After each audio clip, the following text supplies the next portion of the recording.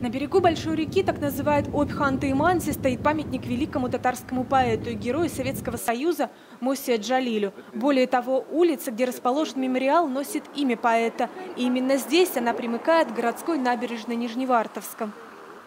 Вот мы стоим с вами, вот видите, улица, она современная улица. Это улица Мосия Джалиля. Раньше это была первая улица в городе.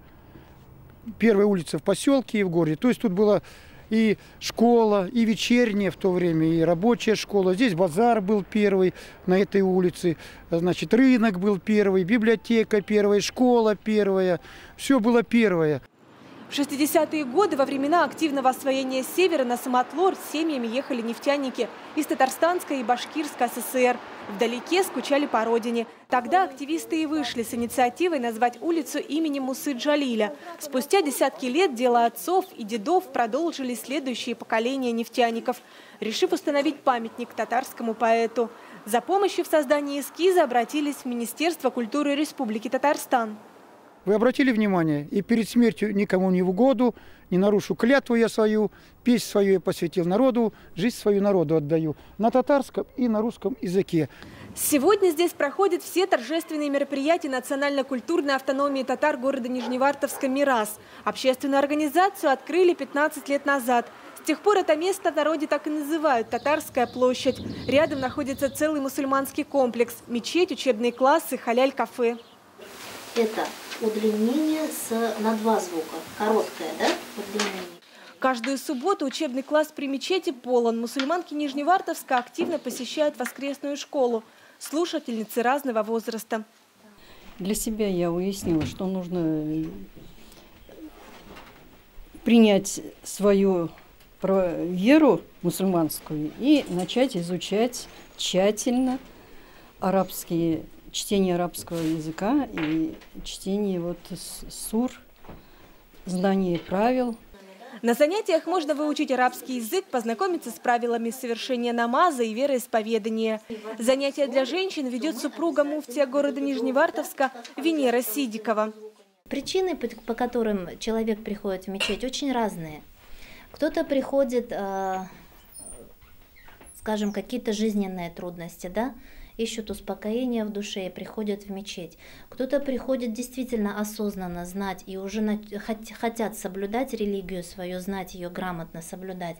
Вот. Ребятишки приходят, у них вообще такой чистый интерес. Они очень жалеют, те, кто, например, приходят здесь в группе, и они не знают свой родной язык с детства. Они жалеют, что вот их не учили, например, татарскому там, или вообще родному языку. Занятия для мужчин проходят по воскресеньям, а на обеденную молитву ежедневно собирается полный зал. Муфти Нижневартовска Салават Хазрат Сидиков рассказывает, что ислам здесь развивается. Среди верующих много молодежи. На Джумга-намаз приезжает до 2000 человек. Действующая мечеть на такое количество посетителей не рассчитана.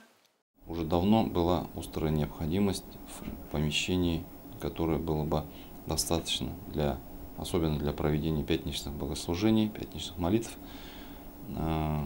Многие люди молились на улице по пятницам. Но, альхамдулилля, и местные власти нас тоже в этом вопросе поддержали. Они нам рядом с нами, недалеко здесь, спортзал, больше 1000 квадратов. Его нам пока дали, как скажем, безвозмездную аренду, пока мы мечеть не достроим. Новая мечеть строится рядом. Она будет площадью 2500 квадратных метров и вместит 800 человек. Ее строительство ведется при поддержке национально-культурной автономии «Мирас» и благотворительного фонда «Ихлас». Самое главное, у нас народ очень хороший, мусульмане помогают, отзывчивый. Хочется выразить благодарность всем мусульманам и неравнодушным жителям нашего города в том, что они по нашей просьбе отзывчиво откликаются, перечисляют на строительные материалы денежные средства. Вот. И мы этому рады и стараемся тоже не подвести, использовать средства по назначению. Вот он, первый камень, с которого начались работы. Проект разработал архитектор из Татарстана. Строящаяся мечеть уже поражает своей монументальностью. 4 минарета, 2 этажа, балкон, медресе на 50 мест. Для удобства верующих рядом предусмотрена парковка на 300 автомобилей. Значит, задача этого года – это коробка полностью, подача тепла, воды и электроэнергии. и войти в зиму, как говорят строители, чтобы и зимой можно было работать. Для возведения храма потребуется еще 2 года и 50 миллионов рублей благотворительных средств. Мечеть станет настоящим украшением городской набережной Нижневартовска.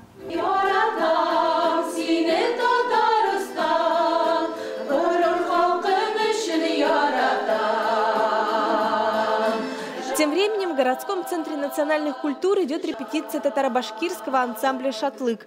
В этом году он отмечает 30 лет. Это дата и история не только коллектива, но и целых династий. Старшее поколение вспоминает, как начинали с концертных бригад. Тогда еще были молодыми. Сегодня в коллективе поют их дети и внуки. В нашем коллективе старшее поколение очень с удовольствием приходит и поют наши народные татаро-башкирские песни. Также мы привлекаем своих внуков. Приходят родители, бабушки, приводят своих внуков, дочек, детей приводят. И у нас с удовольствием дети маленькие учатся нашему языку. Мы им передаем нашу культуру. Они одевают наш национальный костюм и с удовольствием поют дети. Луиза Шамсуддинова в ансамбле с самого начала. Сегодня татарские песни поет вместе с дочкой. У нас вот как сюда приехали, всегда был магнитофон, всегда были татарские кассеты, музыки татарские. Дети у меня на этом выросли. Мы вот детей не приучали, чтобы они только разговаривали на русском, у нас такого не было. Мы вот и на русском, и на татарском, мы вот так учили детей. Национально-культурная автономия «Мирас» поддерживает народное творчество.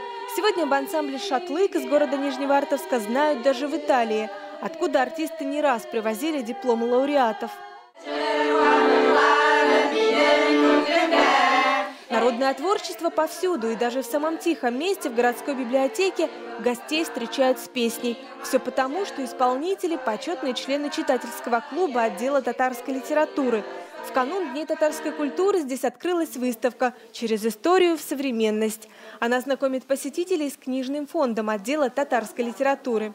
На выставке у нас представлено периодическое издание. Это журнал «Сүйімбике», газеты «Окшарлак», «Юлдаш», которые мы выписываем для наших читателей в библиотеке. Фонд отдела татарской литературы насчитывает более 2000 книг. Это публицистика, научная и художественная литература. Регулярно приходят книжные новинки из Республики Татарстан. Часто горожане отдают в дар литературу. Тем, кто уже давно живет далеко от своей родины, это как бы книга является источником духовности. И у нас с удовольствием читают на своем родном языке. Ну, молодежь, конечно, сейчас язык не очень хорошо знает. Это никуда не уйдешь от этого.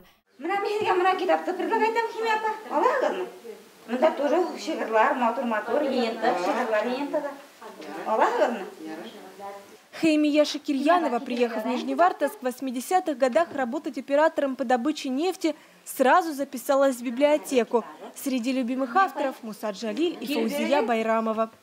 Муса Джалиль. Вот. Теперь исторический я очень люблю читать. Хоть татарский, башкирский, русский. При библиотеке создан читательский клуб «Сердешляр». Под его эгидой несколько раз в год проводятся медиамосты писателей Татарстана с читателями из Нижневартовска. А к 70-летию Великой Победы состоялся конкурс чтецов.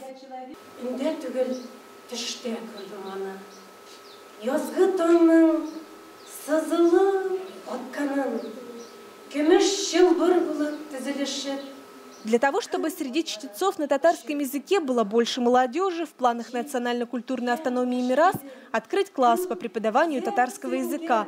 За 15 лет активной работы общественная организация достигла больших результатов. Торжественный юбилей отмечают на сцене Дворца искусств. В зале представители Всемирного конгресса татар Ринат Зинуров и Фарид Уразаев.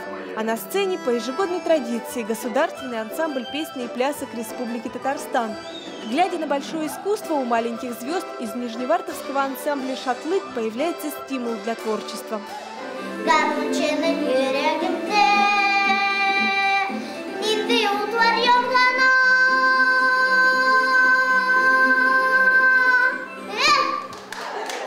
София Хайруллина, Рамиль Нигматуллин, ТНВ, Нижневартовск.